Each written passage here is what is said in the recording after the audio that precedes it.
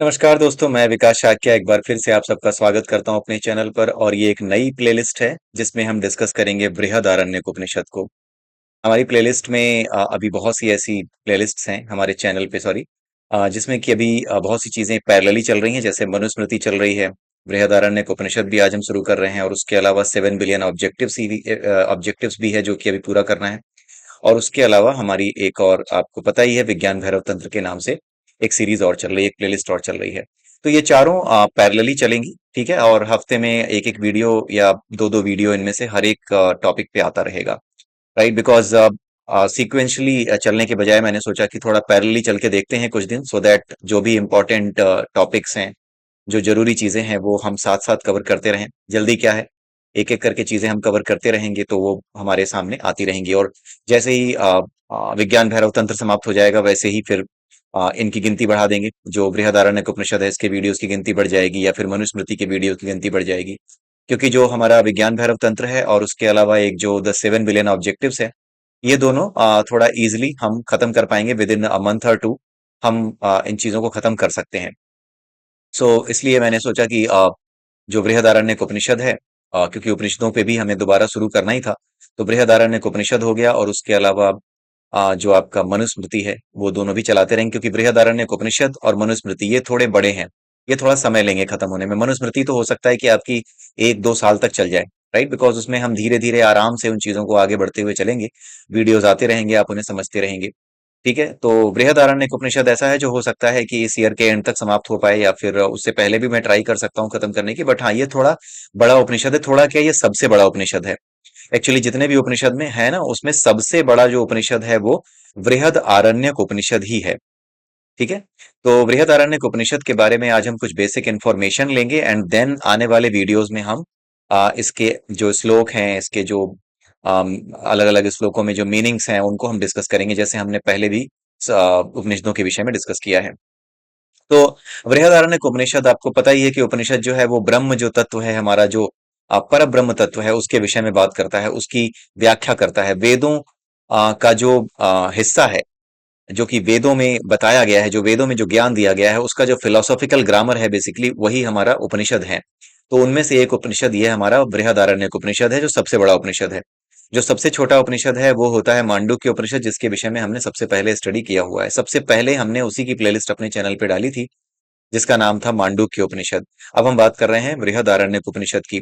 तो जितने भी उपनिषद हैं, ये सब वेदांत का हिस्सा हैं, और वेदांत में हम वो चीजें समझते हैं जो कि वेदों की फिलॉसफी को समझाने के लिए गुरु के पास बैठ करके समझी जाती हैं। जो चीजें हम तो स्वाध्याय कर रहे हैं, तो स्वाध्याय के माध्यम से जो हमारी अंडरस्टैंडिंग बनती है, उसको लेकर के हम आपके सामने चीजों को रखते हैं। तो जो मूल तत्व है, जो मुख्य तत्व है इस पूरे ब्रह्मांड का, वो है ब्रह्म। जैसा कि हम सभी जानते हैं, इसके बारे में हम कई बार डिस्कस कर चुके हैं। इसका अनुभव होना, इसके बारे में बात करना, इसके बारे में बता पाना, जैसा कि आपको पता है कि इन इंद्रियों के माध्यम से उसका अनुभव कर पाना संभव नहीं है। कारण क्या है? क्योंकि ये जो इंद्रियां हैं, ये पूर्ण नहीं है, लेकिन वो अपने आप में पूर्ण है, ठीक है। हम पूर्ण नहीं है। हमारी जो इंद्रियां हैं, जैसे हमारी आंखें हैं, उन आंखों की एक रेंज है, कितनी दूरी तक ये देख सकती हैं, कितने नजदीक की चीजें देख सकती हैं, कम से कम कितनी दूरी होनी चाहिए हमारी आंखों से किसी चीज को, कि हम उसको साफ साफ पढ़ सकें। ये हमारी सीमाएं हैं जो निर्धारित की गई हैं, इस प्रकृति के द्वारा ही निर्धारित की गई हैं। उसके अलावा हमारे कानों के सुनने की एक क्षमता है, ठीक है। बहुत से जानवर ऐसे हैं जो दूर दूर की आवाजें सुन सकते हैं, ऐसी आवाजें सुन सकते हैं जिनको हम महसूस भी नहीं कर सकते, उनको वो सुन लेते हैं। तो हमारी जो सुनने की क्षमता है, उसकी एक रेंज है, 20 हर्ट्ज से लेकर के 20,000 हर्ट्ज के बीच की ध्वनियां, उसके बीच की आवाजें हम सुन सकते हैं। उसके ना आगे की सुन सकते हैं, ना पीछे की सुन सकते हैं, ना उससे कम की, ना उससे ज्यादा की, बेसिकली हम नहीं सुन सकते। सो हम पूर्ण नहीं है, हमारे अंदर पूर्णता नहीं है, हम अंश हैं। क्योंकि हम अंश हैं, तो अंश कभी भी पूर्ण को देख नहीं सकता, उसे जान नहीं सकता। इसलिए अपनी इन इंद्रियों के माध्यम से उसे नहीं देखा जा सकता, उसे नहीं समझा जा सकता। उसका केवल अनुभव होता है। वो अनुभव आपको इस शरीर में होता जरूर है, लेकिन आप उसे व्यक्त नहीं कर सकते, उसे बता नहीं सकते, किसी को समझा नहीं सकते कि वो कैसा था। ये ठीक वैसी स्थिति होती है जैसे आप बिना सपनों की नींद की स्थिति में होते हैं, जब आपको सपने नहीं आ रहे होते, बिल्कुल नींद में होते हैं, जहां पर आप ये जान ही नहीं पाते कि आप हैं कहाँ, आप हैं भी या नहीं हैं। होना क्या होता है, ना होना क्या होता है, ये चीजें भी आपको स्पष्ट नहीं होती। उठने के बाद आपको पता चलता है, जब जाग जाते हैं तब आपको पता चलता है कि आप एक ऐसी स्थिति में गए थे जहां ना तो जानने की स्थिति है, ना ही ना जानने की स्थिति है। एक स्थिति है ऐसी जिसे ना बताया जा सकता है, जिसके बारे में ना कुछ कहा जा सकता है, तो उस तरह की चीजें भी आप अनुभव करते हैं। तो वही स्थिति, उसी तरीके की कुछ स्थिति ऐसी है जो बताई नहीं जा सकती इन इंद्रियों के माध्यम से, जिसका अनुभव नहीं किया जा सकता। एक स्थिति ऐसी है जब आप गहरी नींद में सोते हैं, जिसको आप अनुभव नहीं कर सकते। इंद्रिय, कोई भी आपकी इंद्रिय, आपका मन, कोई भी चीज, आपकी आंखें, आपके कान, किसी भी तरीके से, आपके मन, किसी भी तरीके से आप उसका मनन नहीं कर सकते। जिसको ब्रह्मलीन अवस्था कहा गया है हमारे मांडुक्य उपनिषद में, जो बिना सपनों की गहरी नींद की अवस्था है, पक्की नींद की अवस्था है, उसे जो है ब्रह्मलीन अवस्था कहा गया है। ठीक है, तो वो जो ब्रह्मलीन अवस्था क्या है कहा गया है, या फिर जिसको प्रज्ञा नघन अवस्था कहा गया है, प्रज्ञा घनन, प्रज्ञान अवस्था जिसको कहते हैं, उस अवस्था में क्या है, आप जान ही नहीं सकते कि आप कहाँ हो। लेकिन आप ये जानते हो जागने के बाद कि एक ऐसी स्थिति थी, आप उसके बारे में बता सकते हो, लेकिन ये नहीं बता सकते कि वो स्थिति कैसी थी। उसका अनुभव ही आप नहीं कर सकते। ठीक है, तो इसी प्रकार से जो ब्रह्म है वो पूर्ण है, अपने आप में पूर्ण है। उसे आप अपनी इन इंद्रियों के माध्यम से नहीं जान सकते, अपनी आंखों से उसे नहीं देख सकते। ब्रह्म वो नहीं जिसे आंखों से देखा जाए, ब्रह्म वो है जिसकी वजह से आंखें देखती हैं। ब्रह्म वो नहीं जिसे कानों से सुना जा सके, ब्रह्म वो है जिसकी वजह से कान सुनते हैं।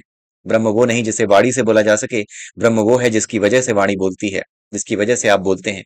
ब्रह्म वो नहीं जिसका मनन किया जा सके, जिसे मन के द्वारा सोचा जा सके, ब्रह्म वो है जिसकी वजह से मन मनन करता है, जिसकी वजह से मन सोच पाता है।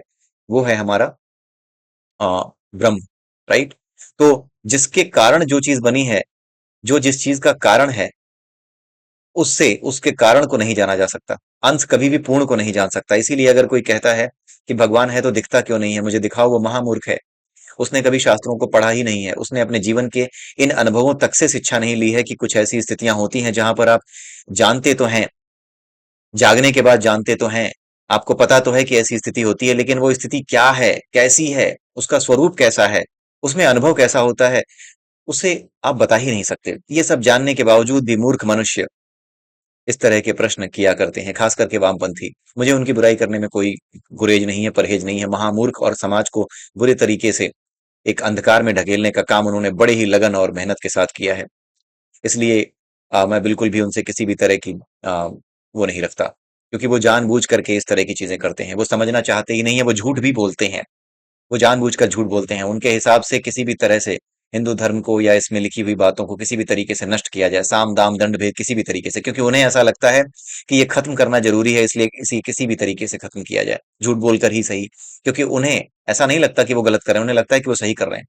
उन्हें कहीं से भी ये नहीं लगता कि वो गलत कर रहे हैं, उन्हें लगता है कि ये बड़ा पवित्र काम है, ये बड़ा अच्छा काम है कि अगर लोगों को इन चीजों से दूर कर दिया जाए।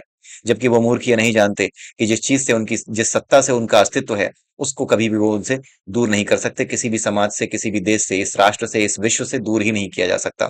इसलिए जो है उसकी व्याख्या क्यों नहीं की जा सकती, इस विषय में काफी बातें लिखी गई हैं, वेदों में भी बताया गया है, पुराणों में भी बताया गया है। अगर आप केन उपनिषद की बात करें, केन, जिसके बारे में भी हमारे चैनल पे बात की गई है, तो केन उपनिषद में यही बताया गया है कि उसे आंखों से नहीं देखा जा सकता है। वो तो वो है जिसकी वजह से आंखें देखती हैं। वो अंश, हम अंश हैं, वो पूर्ण है। इस वजह से क्या है कि वो जो पूर्णता है उसे हम कभी भी प्राप्त नहीं कर सकते, उस पूर्णता को कभी भी अनुभव नहीं कर सकते। प्राप्त तो कर सकते हैं लेकिन अनुभव नहीं कर सकते। किससे? अपनी इंद्रियों से अनुभव नहीं कर सकते। तो ये जो उपनिषद है, इसकी जो शुरुआत होती है वो उसी मंत्र से होती है। तो उस मंत्र को भी हम, जब हम इसको शुरू करेंगे, इस उपनिषद को अगले वीडियो में, तो हम वहां पे उस मंत्र को पढ़ेंगे जो पूर्ण से रिलेटेड मंत्र है। वह पूर्ण है, वह सब प्रकार से पूर्ण है।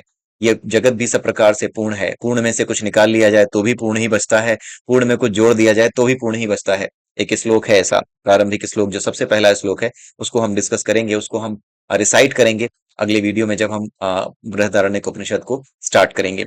आज तो इसकी बेसिक इन्फॉर्मेशन मैं आपको दे रहा हूँ, जिसके बारे में भी आपको पता होना जरूरी है। आखिर में अपने वेदों, अपने शास्त्रों के बारे में पता होना निश्चित रूप से हमारे लिए जरूरी है। तो ये जो हमारा बृहदारण्यक उपनिषद है, ये शुक्ल यजुर्वेद का हिस्सा है। अब इसके बारे में बात करते हैं, शुक्ल यजुर्वेद क्या है।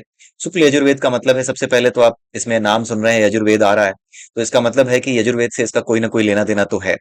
तो जो यजुर्वेद है वो एक ऐसा वेद है जो जो हमारे कर्म कांड होते हैं, उसकी जो विधियां होती हैं, उसके जो मंत्र होते हैं, उनके जो तरीके होते हैं, तरीकों का मतलब, उसमें कई तरीके आते हैं। किस प्रकार से कितनी आहुति दी जाएगी, कितनी मात्रा में आहुति दी जाएगी, कितना घी डालना है, कितना आहुति देनी है, कितनी हवि देनी है, उसकी मात्रा के बारे में जहां पे बात की गई है, वो सब यजुर्वेद में बात की गई है। उसके अलावा हमारी जो वेदी होगी, जहाँ पे हम आहुति देते हैं मंत्रों को पढ़ते समय, मंत्र कितनी देर तक कितनी मात्रा के गाने हैं, राइट। उसके अलावा जो वेदी होती है जहाँ पे आप आहुति देते हैं, उस वेदी की लंबाई चौड़ाई, उसकी जो ज्यामितीय संरचना है, इसके विषय में भी बताया गया है। उसकी जो ज्योमेट्रिकल शेप होगी कैसी होगी, इन सब चीजों के विषय में भी किसमें बताया गया है? यजुर्वेद में बताया गया है। यजुर्वेद के भी दो हिस्से हैं। यजुर्वेद का एक हिस्सा है जिसको कहते हैं शुक्ल यजुर्वेद, और दूसरा हिस्सा है आपका कृष्ण यजुर्वेद।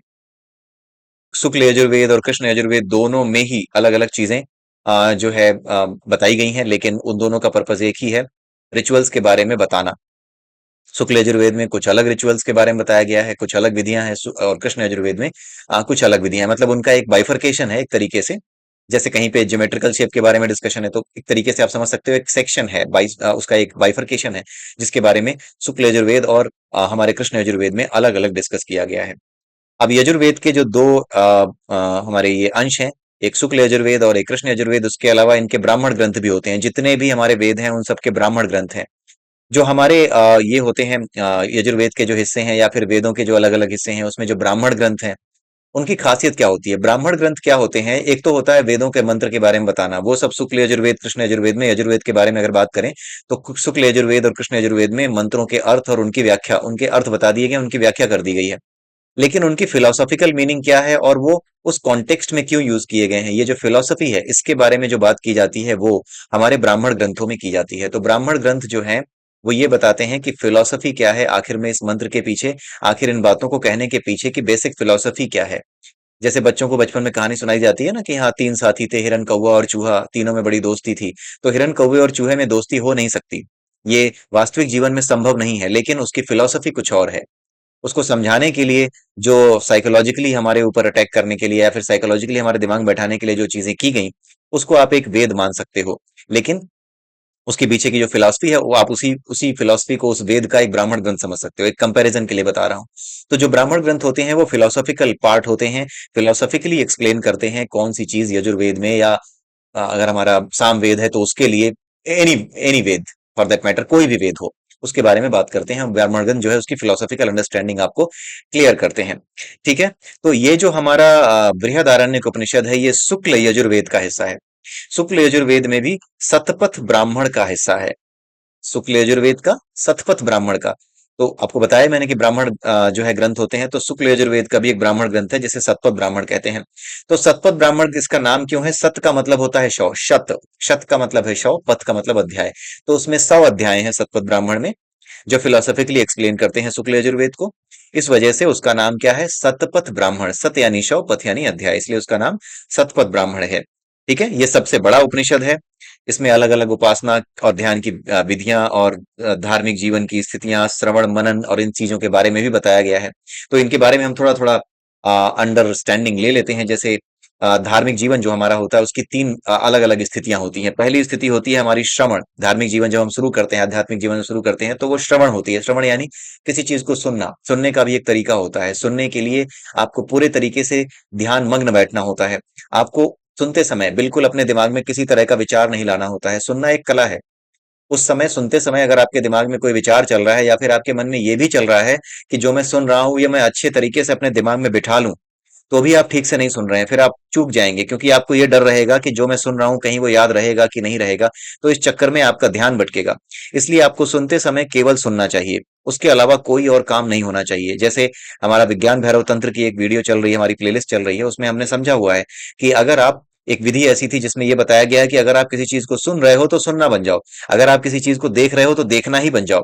यानी सुनते समय केवल सुनो, उस पे गुनो मत, उस पे ध्यान मत लगाओ कि उसका एनालिसिस मत करो उसी समय। जिस समय आप सुन रहे हो ना, उसी समय उसका विश्लेषण मत करने लगो कि ऐसा क्यों वैसा क्यों, ना, केवल सुनो। ठीक है। केवल आप सुनिए। सुनने के बाद जो दूसरी स्थिति आती है वो है मनन की स्थिति। ये वो स्थिति है जो एनालिसिस की स्थिति होती है।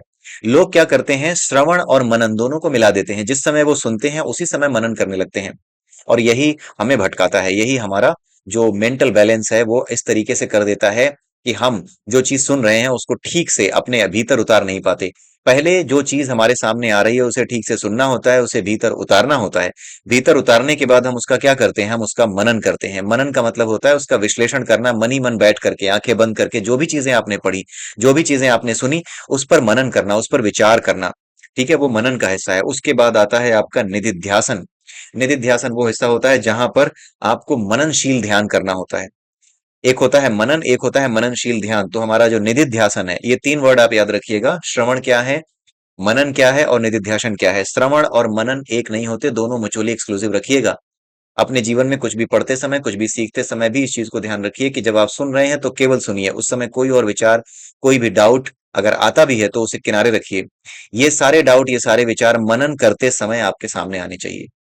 उस समय आपके सामने जब ये आए, तब अगले दिन जाकर के ये प्रश्न अपने आचार्य से, अपने गुरु से जाकर के पूछिए। तो मनन का ये तरीका होता है। अगर आप श्रवण करते समय पूरी बात नहीं सुनेंगे तो आप खुद को तो डिस्टर्ब कर ही रहे हैं, साथ में सामने वाले बताने वाले को भी डिस्टर्ब कर रहे हैं। ठीक है, इसलिए श्रवण, मनन और निधिध्यासन, ये तीन चीजें हमारे यहाँ बताई गई। निधिध्यासन क्या है, मननशील ध्यान। मतलब मनन तो करना ही है, मनन करते करते आपको ध्यान में उतर जाना है। ध्यान में उतरने का मतलब क्या है कि किसी चीज पर जब आप फोकस कर रहे हैं, जिसका आप मनन कर रहे हैं, ठीक है, तो उस पे इतना ध्यान केंद्रित कर देना है कि वो